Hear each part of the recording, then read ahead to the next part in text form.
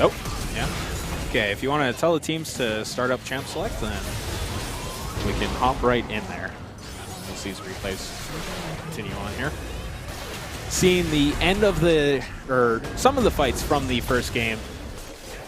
It was about halfway through the game when Blue Side actually was looking to come back in it.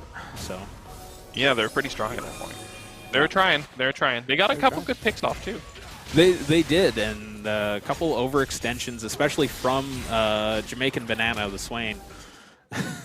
kind of pushing a little too far, going in 3-on-1 several times. But you know, red team clutched it out, took the victory in game 1. And we are into Champion Select, so if we can get over to out of the replays and into Champion Select.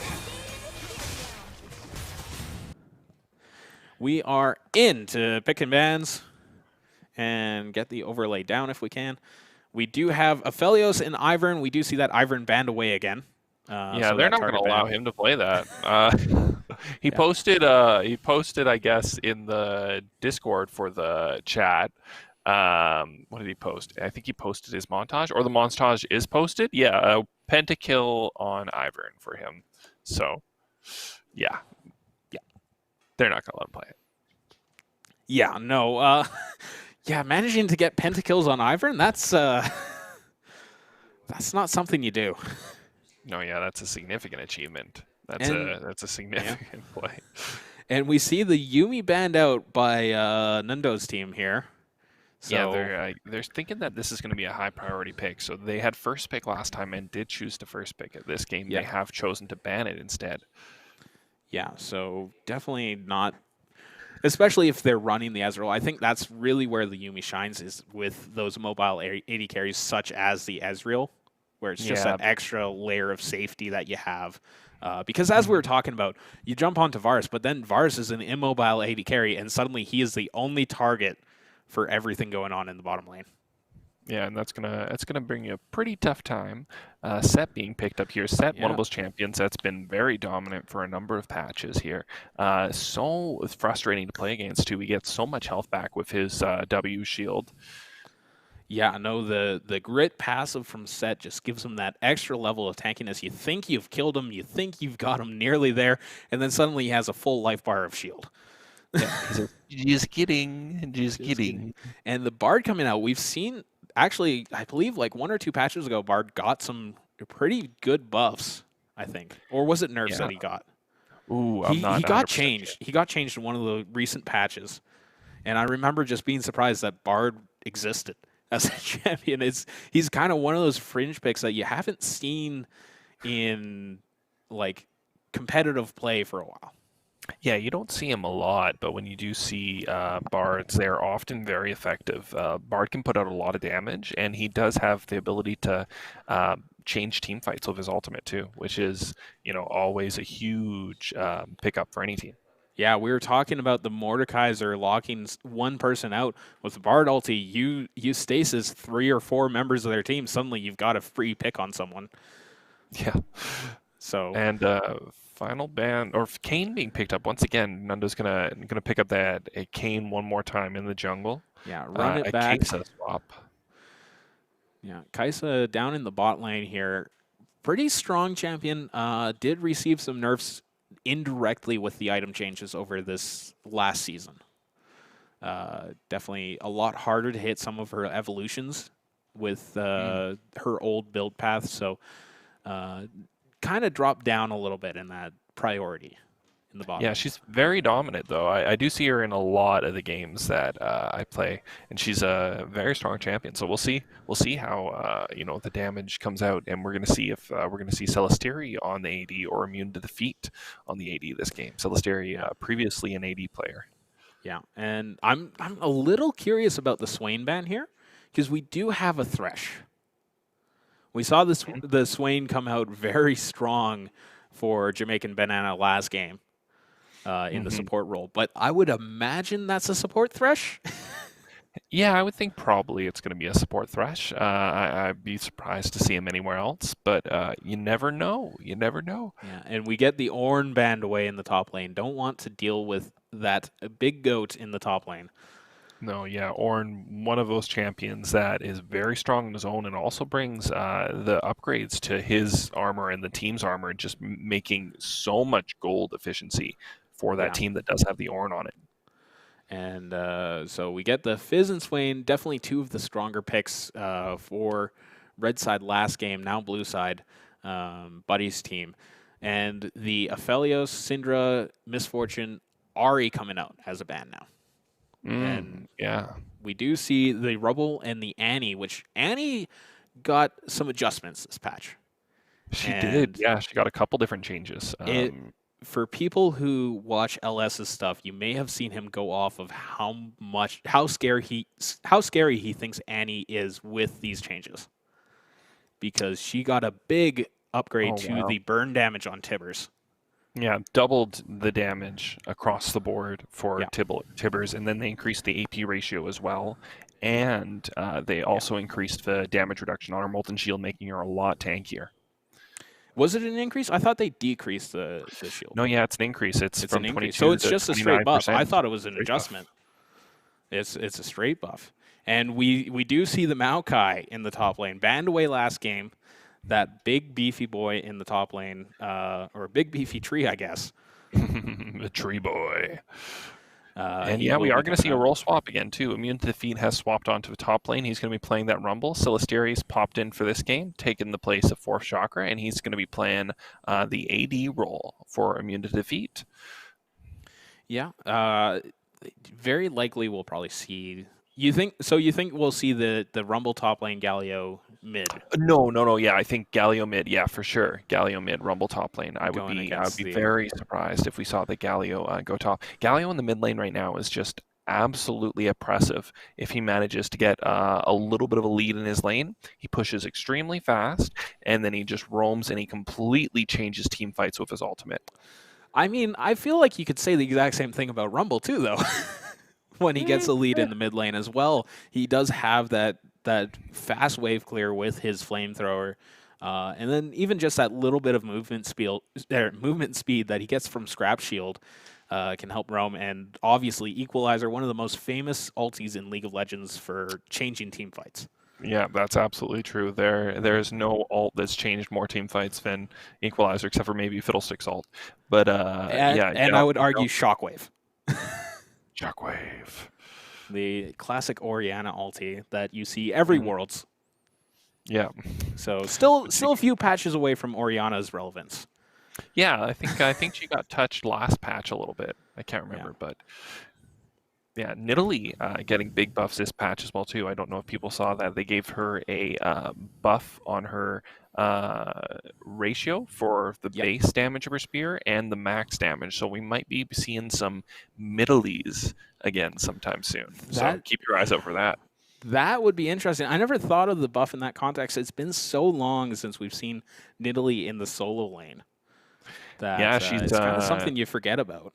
Yeah, it's when her AP damage is scaling well and the state of the game is good for her to be a solo laner, she is very frustrating to deal with. Just changing poke comps. A lot of our champions can do similar things that Nidalee, was the only one that could do for a long time. Like Zoe, for example, is, I would say, in some ways like a better Nidalee. Yeah, the Nidalee 2.0. I believe that's a lot of people compared Zoe to Nidalee back when she first came out and had that one-shot potential with just one Q. Mm-hmm. Very reminiscent of that Season 3 Nidalee with full AP, where if you were an AD carry, it suddenly became a bullet hell game. Yeah. So I want to ask what you think about because you think the Rumble is going top lane. What do you think of that matchup, Set versus Rumble? I think that'll work probably pretty well for Rumble early, and then Set beats everyone. That's my opinion of Set. Set will just beat everybody. But it's going to be Set mid. I think we're going to see Set mid here, and we're going to see Maokai in the top lane. Or wait, we're seeing Set jungle. We are seeing Set jungle. That is right. On toast. You're right. So that will be a Set jungle, and so Maokai Rumble. That I feel like that's a good matchup for Maokai. Yeah, that will be very interesting for him. It's not something that you'll see Maokai just come in and dominate a lane and kill his opponent over and over again, but it's a lane that I feel he can survive well in and just keep sustaining and get to that late game invincible wall that is Maokai.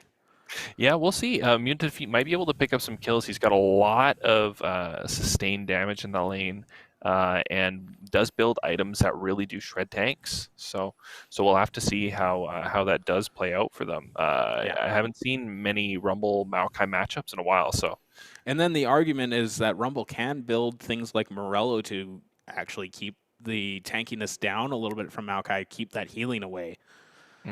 Morello, Leandries, he's got a lot of tanky-ish items for him that just do a ton of damage to Maokai. All right, so we are into game. Not quite as long a load screen as last time, so we didn't really get to look at the skins as closely. I do believe we had more skins in this game than last time. You were commenting that quite a few defaults. Yeah, there were a lot of default skins in the previous game. This game, less. We see some fancy skins too. A couple pulse fires popping out.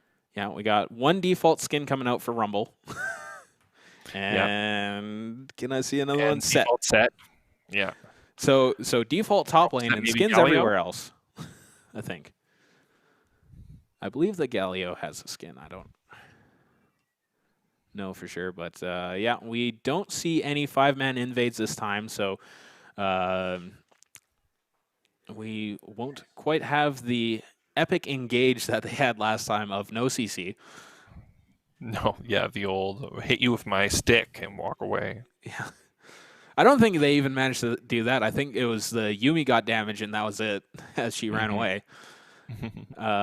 So, yeah, quiet start for both the junglers this time. We do see blue side for both. So we will be getting the junglers at opposite ends of the map come level 3. Yeah, and we've got a lot of pressure here in that mid lane. Samuel having the teleport and his ultimate as the game goes on. A lot of map pressure as well as a teleport available for Rumble. And Nundo, very mobile as well as an AD. Bard, pretty mobile as a support as well too, moving around the map. And then you've also got Kesa as an AD who can just teleport to their target if they manage to hit them with some damage. So it'll be interesting. We're going to have a very mobile, a lot of teleports available, a lot of map movement potentially this game. And to note with the Kai'Sa, it's not just when she hits her opponent, any kind of CC will place a mark onto the enemy, even from her allies as well. So Galio ulti into the backline suddenly hits somebody and Kai'Sa can teleport in with that, and we do get the Thresh Flay in here. A lot of trading going down on the bot lane, but not enough damage coming out to kill anybody here early on. I do believe that Canadian and Celesteria here got the better end of that trade because you do have the Bard heals. Yeah, and you're seeing here that both laners just really trying to push for that level 2. They don't want to be in a situation like happened last game where they were level 2 versus level 1 and falling very far behind. Yeah, and we do have the engage by Samuel onto Wucha in the mid lane there. Galio getting stunned up after doing the Justice punch in. And Galio still just with two skills right now. Doesn't yet have his magic resist shield. That's going to be very beneficial in this mid lane. Yeah, no, that'll be a huge bonus for him just to survive that extra burn damage, especially come level 6 that Tibbers is now going to provide. So definitely have to watch out for that, and really quiet so far. Yeah, very, very peaceful start this game. Set just doing a little bit of his jungle, looking for the bottom side Scuttle Crab. Kane is going towards the top side Scuttle Crab. Or maybe just for a top gank here as well too. Set coming in for mid lane, it looks like, and Kane coming for top. Yeah, Nundo coming in onto Vanish here. He will get the root down, and Nundo will manage to not get the kill. Mid lane gets ganked as well, and nothing going down here. The hook onto Celesteria, and Kai'Sa will get away safely, and a whole lot of action, but nothing coming of it. Yeah, this is just a whole bunch of posturing right here to start. We do see Set here on the bottom side of the map. He is going to probably look for mid one more time, especially because mid is pushing up pretty far, and he has the stun. She's got a charge. but the dash from Galio puts him right into a safe distance with that tower. So yeah, he's going to does get stunned up, but yeah, as you said, completely safe there. And will be tanky enough that he should survive just about anything here. Bringing him in for the bait Mundo, here. Yeah, getting caught out with the taunt, but the stun coming out on both of them. Toast now caught all by himself, will manage to take down Galio for the first blood. Nundo now on the backside here, has to get away through the wall. And a great taunt onto Annie early, but Nundo there ready and willing to finish off that fight. The Ignite coming down onto Jamaican Banana. He is going low. The flash is forward. He will manage to get away. The Lantern there to get Buddy is back out, but it does go away, and he will be safe. Silastiri going very low there as well. No kills coming out in the bot lane. 1 kill in the mid lane. And we have some action now. We were just saying it was getting boring. Yeah, Ignite traded for Flash in that bot lane down there. That's going to be fairly significant for them. That's going to mean that they're going to be able to be a little bit safer. They don't have to worry about any fancy Thresh plays into a jungle gank or anything like that. DN Vanish here showing what Maokai is dangerous at against Rumble in those close tower fights when Rumble wants to farm. All he has to do is just flip him around, knock him under tower, and he's already hit the top laner, so he's going to be taking tower shots as well too. So very dangerous when Rumble is pushing up in that top lane.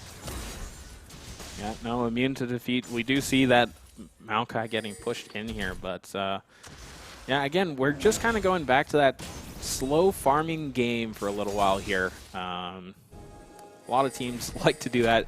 You don't really want to see action after action after action earlier on. Especially with these team comps, a lot of scaling, I feel, coming out of these. Yeah, and G-Toast here is getting caught out. He is going to go for the Ninja on the Dragon, but they did have a pink ward on it. That huge shield, not going to be enough. Manages to get stunned, flashes right onto the lantern.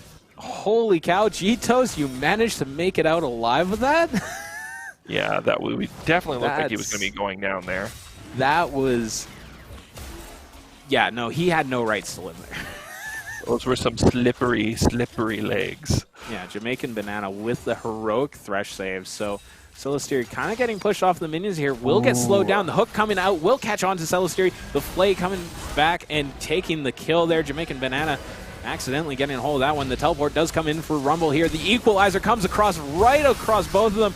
The Galio ulti is coming down, knocks up the set. G-Toast on the backside here will get taunted up by Galio. The punch coming through here. G-Toast burns down. Jamaican Banana on the backside almost goes down. Buddy is back, catches Samuel though in the end of it. And the double kill coming out for Buddy is back. And triple now? Oh no, Vanish will pick up that after finally making it to the fight. And everybody was involved there. Top laners both coming down with their teleports. Maokai managing to force the AD off that, or force Kayn off that fight completely. Being level 6, has his ultimate, be able to teleport in, use that ultimate as well too. Picking up the 3 kills there, and they're going to get this dragon. So a big swing there for blue side. Yeah, and that was an engage that looked really good for red coming out. Started off with an early kill, but maybe just a little bit overchased on and missed on some of the skill shots needed there.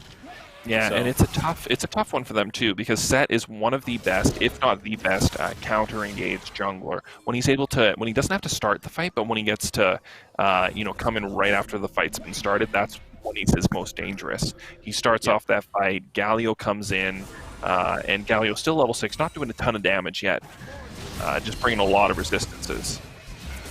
And Set coming in, gets the throwback, throws him back into the minion wave there. Toast will pick up that kill. Wucha sitting in the mid lane with 2 assists now, 1 kill. And a nice little pickup there. Yeah, big pickup there for them. Just being able to pick up any of those ganks there in that mid lane with ultimate onto Galio are huge. Putting him behind basically puts down the support for every other lane behind this game. If Galio gets big, he's able to bring that lead anywhere. But if Galio manages to stay small, there's not going to be too much he's going to do. He's going to be a little bit less tanky when he ults in. So, and that's one of the easier lanes for Set to have an angle to use his ultimate to really knock them into a danger zone. Yeah, and the also added benefit of Galio being a big tanky guy gives that bonus damage onto his ulti if there is a counter gank there. So you just slam the big tanky Galio into the jungler as he comes to counter gank, and suddenly you got 2 kills for nothing. Kaboom! So immune to defeat, pushing up here. And this is the interesting point of the top lane where maybe things start to shift. It looks like it might be turning for Maokai at this point. He's got some health. Yeah, and the Bard gets stunned up here, got rooted by the Varus ulti, and the fight in the top lane as the Rift Herald goes down. Samuel will catch G-Toast out, gets the kill there, immune to defeat, ready to push off Vanish here in the top lane. The overheat out, but not able to catch up to Vanish there. Will be a 1-for-0, it looks, unless Vanish gets caught out here. Both the harpoons land. Nundo going in will get the slow down, but Vanish too tanky.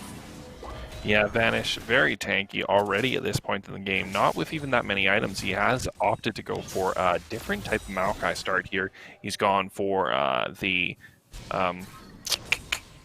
what is that called? The Catalyst.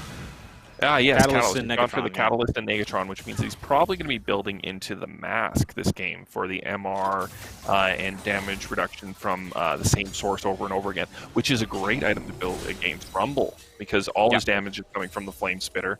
So he's going to be taking a lot less damage once he does manage to pick up that item there. Yeah, no, both the Flame Spitter and the Equalizer being damaged over time, you definitely get your money's worth out of the passive there. But Vanish now having to run away as immune to defeat will just continue chasing down. Overheated, doesn't have any spells to cast, does get another harpoon, but it won't be enough. And Samuel kind of getting pushed out here from the Annie. Yeah, Samuel has got that TP or ultimate down to the bot lane that didn't work out for him. The Rift Herald, Shelly coming out down in the bot lane, trying to get some early tower gold. The ulti from Bard saves the charge. That is huge. I didn't even think of that as a possibility. That is a clever usage there by Canadian, really managing to take advantage of that. Meanwhile, in mid lane, Samuel almost killing the Annie here. Yeah, Tibbers does have to go down, not a stun, so he will just walk away from that one, but Annie does go low and does not have Tibbers. And here's Set again, but that's the trick. As long as Samuel's able to bring him that far away. Gets a taunt into tower range here. The shield will come out, keep Toast alive for a little bit longer. But yeah, no, it's Samuel definitely starting to get that MR that he needs to be alive in this lane. Yeah, Samuel doing everything that he can to stay alive. He has to really keep an eye on where that Set is. Set very dangerous for him anytime that he does manage to pop into that lane. Yeah, so we do see the pushes coming up. But as we were talking about, like, that is part of the counter pick.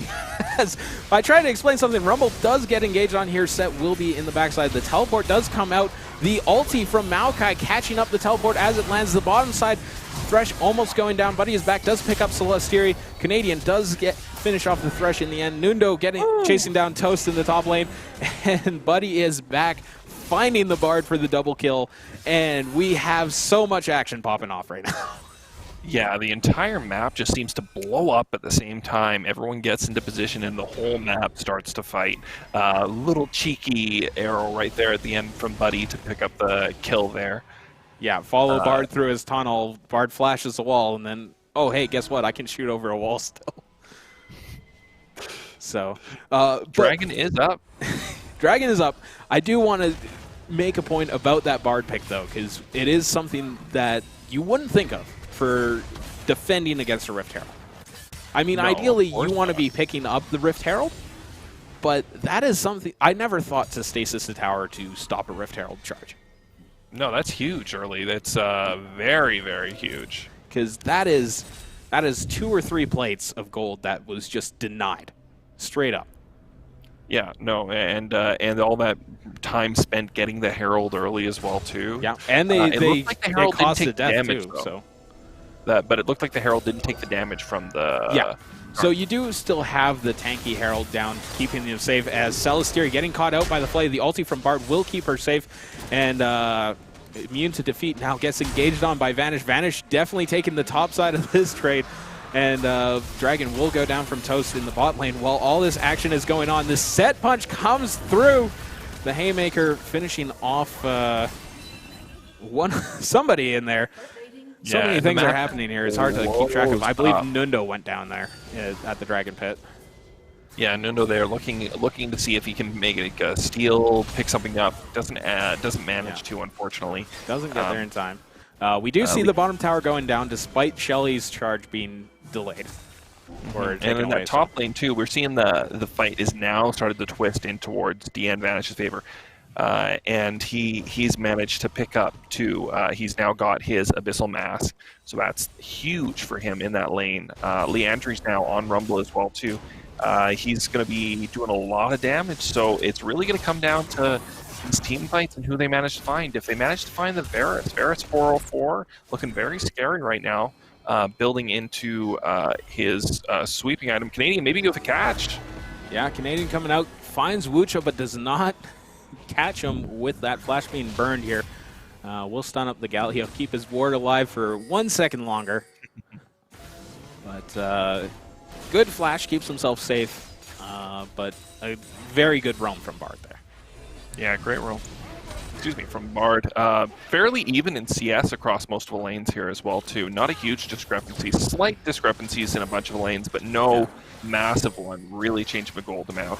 Mute to the feet, good look to trade here. Onto Buddy. The ulti goes down. Buddy burning so hard, but so much damage coming out. Kane Nundo on the backside does manage to pick up Buddy is back, and Maokai in the bottom lane here is going to have to be careful as they push in with this wave here. Could go down to that Kai'Sa damage. Yeah, this is a little bit scary for Maokai, but it should also be scary for Celesteria. Oh no, he took a tower catch shot. Onto it. Tower shot goes in, flashes into the snare. Will be safe and alive. The Maokai will manage to flash away from that one. Not the flash, but the ulti burn by Celesteria there. Yeah, definitely necessary. And here it comes one more time here. So that's looking for the Galio mid lane. This is his favorite. Very aggressive though. So Samuel just was punching in, but Set already backed out from that one. Oh, looks like they may manage to make this collapse though.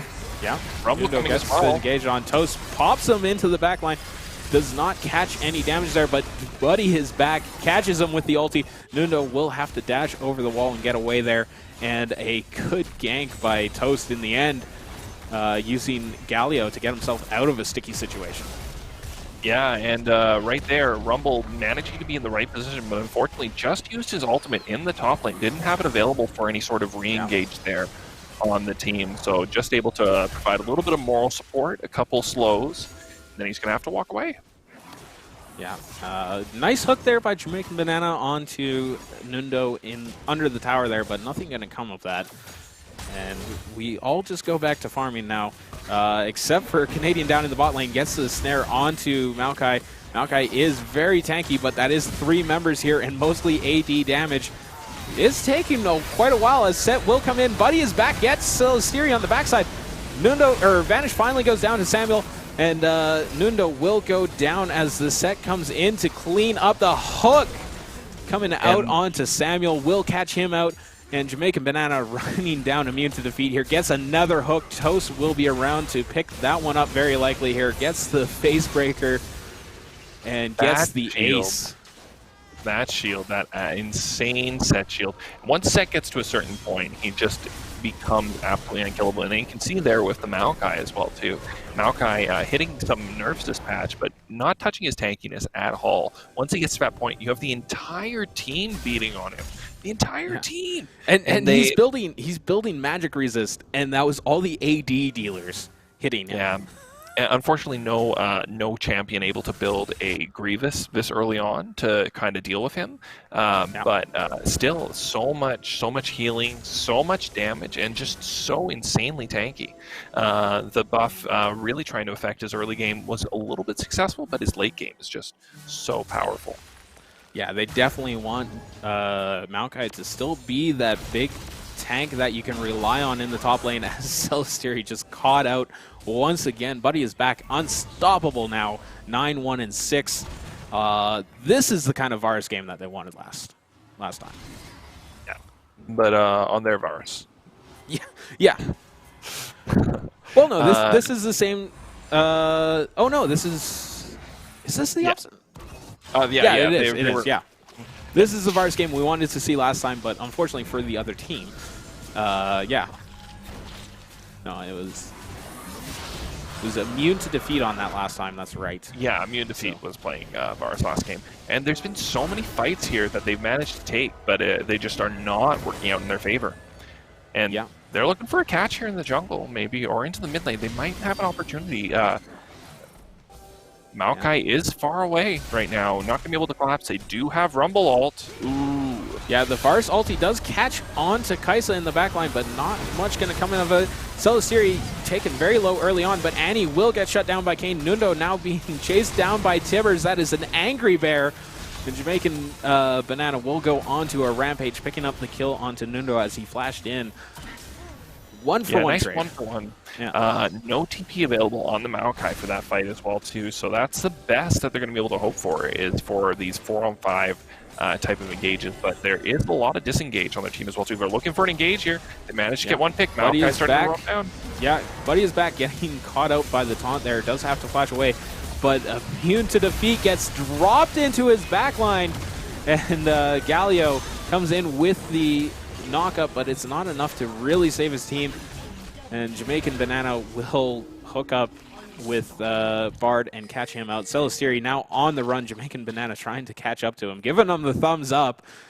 Tossing out that BM as he just continues chasing Celestiri away here. The Flay comes out, takes him down. Buddy is back now, in trouble. Nundo takes him low, takes him down, a shutdown onto the 9-kill Varus.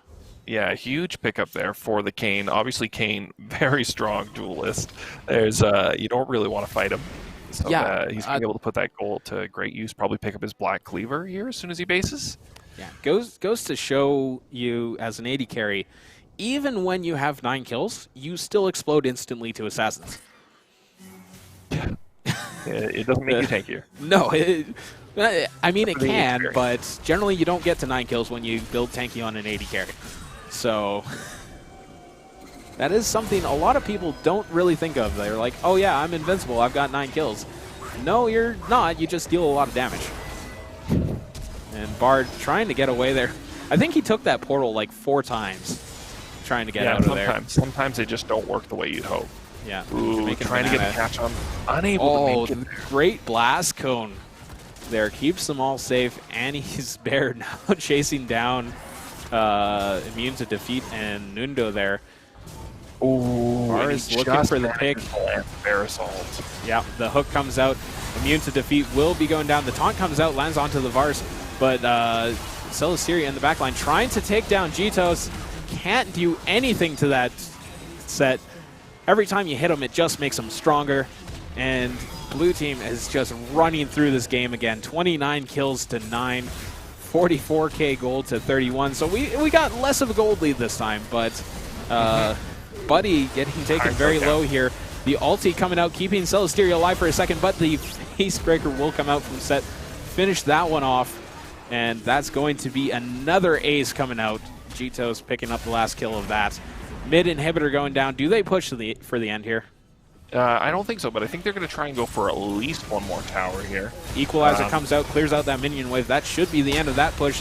The Maokai is in there, but the Galio ulti comes in, knocks him up, takes him down. Vanish going down to Samuel in the backside. Wucha caught up. Will go down, and now Nundo on the receiving end of a hook. And Kate is just back here as well, too. She's coming in. Yeah, Toast chasing down Samuel now. He's got a lot of health. This is a set that you're trying to hit here, and Samuel barely keeping himself alive, dodges out of the Facebreaker. Yeah. Maybe a bit of an overextension there. Such a silly champion. He gets so much health. It doesn't have to do too much for it, and he's just very, very, very hard to kill. Very hard to kill. And he does so much damage as well, too. Dragon is coming up here, though. It looks like they're going to be able to try and maybe make a play for it. 20 seconds still on Toast, so they don't have their jungler for this dragon. Or to contest this dragon, rather. But just the Scubble Crab going down here. I guess they didn't feel they had the damage to burst this down. But Jamaican Banana lands the hook onto Bard here. The ulti comes out from Varus as well, getting that pick. Jamaican Banana is now legendary. And Celestiri getting caught out. The Kaisa goes down instantly. Buddy is back, picking up the kills, getting back on the train here. Samuel goes down Samuel kills Wucha on the backside, but Buddy's back now with the double kill. Immune to defeat taken down as well. Triple kill now. Looking for the quadra, not going to be there. Nundo. Oh, he's going for the Oh, hunts. he's going for it. And Nundo trying to get the 1v1 here. Not quite enough damage. Buddy's back, barely able to live through that one. Gets the ace, does not get the penta though. Not this time for Nundo. Managed to take him down last time, but since then, he went and he bought an Aegis. No, what did he buy? He bought the spell shield thing, didn't he? Maw Melmortius. Yeah, I finished his Maw. Yep. So, keeping himself alive. The Baron, it looks like they're going for now. Still got 15 seconds on Nundo, and they've kind of got a full base of minions here to deal with. So, this should be a free Baron. Yeah, probably should be. And we see that the CDR on Thresh is absolutely huge. If you watch during that team fight, Thresh got 4 hooks during that team fight off. That's insane. 4 hooks onto 4 targets for however much crowd control that is. I was ready for the Thresh hook to come in and steal that Baron. I was waiting for it. Steal it away from your own jungler. I just realized that Thresh was on the same team there. He was just prowling along that backside so threateningly. I thought I had got them mixed up for a second. And Toast here, just absolutely huge at this point. 3 full completed items. We're seeing 3 full completed items on Varus' Bow, along with 2 BF swords. Annie with 2.5. A lot of damage here this game. A lot of these fights might be very, very quick for everyone, except for Maokai. Except for Maokai. Maokai might be the one person to live for a few seconds in this team fight here. But the ulti comes in, the engage onto Buddy in the back line there. He will be caught up in the middle of things. Set coming in, dropping the Galio, I believe, onto 3 members of the team. A big ulti there. Jamaican Banana now going legendary. Buddy is back, finishing off the rest of the team there on the backside. Manages to keep himself safe despite getting engaged on. And that is going to be a very quick end to another lopsided game. 41 kills to 13. Almost a 20k gold lead again. And another shutout on towers, too. Yeah, and that's what really good players can do as well, too. Both of these teams are full of both really great players. But as soon as one team just really starts to get that momentum, get the snowball rolling, it's going to be very hard for the other team to catch up. And we had some amazing skill shots laid out from our Thresh. Yeah, no, you were talking about that Thresh cooldown. That cooldown's only really huge when you're landing hook after hook after hook, which Jamaican Banana was doing all game. Yeah, Jamaican Banana was definitely on point, managing to just absolutely crush with all those hooks that he was landing. A lot of aggressive fights in all the lanes as well, too. People not afraid to, push to their edge, push the advantage that they had. And Rumble did manage to take the early game as well, too, against... yeah, no, Immune to Defeat definitely playing that top lane pretty much as well as you can against Maokai. Yeah, absolutely. Especially with a non-bursty champion. I feel like those kind of beefy tank laners, that's kind of how you have to kill them, is early on with burst. Especially a Maokai who, after repeated cast, which if anybody's going to repeatedly cast in a lane, it's Rumble.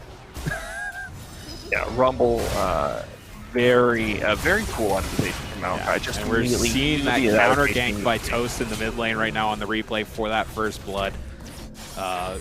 Really a good setup, baiting Annie into that bush, getting that taunt down, but as you were saying, like, that set is so big, even early on, just so much health with his shield available. Down in the bottom lane, Celestery trying to get that kill with the flash forward onto the Thresh. Not enough there, and that was kind of the story for the game, is close, but not quite. Yeah, close but not quite. And with that mid play as well, too, if you manage to notice that Annie uses her stun on her AoE ability and just barely nicks both players off that gank. So if she doesn't manage to nick both that players, they turn that gank there probably, and it's a 2-for-0 for the other team, and then all of a sudden the game snowballs one different way. Yeah, it snowballs the exact opposite way, but as you said, like, you get that to that high skill level, and it's those minuscule plays that the high level players can take advantage of, and no matter how good you are, like, if somebody is executing just that much better than you, it's hard to come back. Yeah, it's very hard. And we see I think one of the only hooks that Banana missed this game. I'm sure he missed more, but just a fadeaway hook there, just kind of as a threat, not really meaning anything. So, but no, yeah, a really strong showing from Buddy's team here. Honestly, a great game from Nundo's team. We saw a lot of good plays by them, and playing from behind most of the game. It gets really tough to make those really big comeback plays, and they made some, just not enough. Oh yeah, absolutely, and they were not afraid to pull the triggers. They didn't get down on themselves as the game went on. They kept making plays. They kept trying to take fights both games. Just really a sign of classy, strong players. Yeah. So I want to, since this was a best of 3, I think. We're not doing a 3. Oh, that's it. Yeah, that was 2-0. Thank you to both of the players, both the teams, all 10 of the players for coming out, putting on a really good show. Like, even if these games were lopsided, they were fun to watch. They were exciting. They were bloody. They were everything you want out of local League of Legends. Yeah, it's great. And we're going to be doing these show matches every week coming up to the charity tournament. Next week, we're going to try and get 2 of the local teams to join us for a show match. So we'll check back in and again next Wednesday at 6 o'clock. Yeah. Hopefully we'll see you there. Again, this is all leading to the charity tournament to help out the Edmonton Food Bank with all the trouble that's going on. We want to give back in one of the few ways that we can and set up some fun charity matches for you to go to. So if you want to go to Overclock Gaming's website and their event page, which you know the name of and I don't. Overclock.com/EQCC, and then that's got the link to donate for the Canada Helps to the quarantine, or sorry, for the for our charity tournament. That all that money goes towards the food bank. If you make a donation, $10 per player, $50 per team, all that money is going to get given to the food bank, and we're going to be running our charity tournament starting on June 5th, all the way to the 7th, casted by ICU TV. ICU Video. ICU Video. Which, again, this broadcast was brought to you by ICU Video, so shout out to them. Thanks for helping us put on this live show. Despite the early technical difficulties we're figuring out, we'll have a beautiful show for you ready for the tournament. And even next week, we'll be ready to go with another epic match with 2 of Edmonton's top teams, I believe. Yeah, absolutely. Thanks so much for tuning in, everyone. So thank you for joining us. I've been Kevin the Noteman Kyle alongside Timothy Los Panderos Cooper. That's me. And we will see you next week, 6 o'clock again. We'll actually start at 6 o'clock this time, and we'll see you there.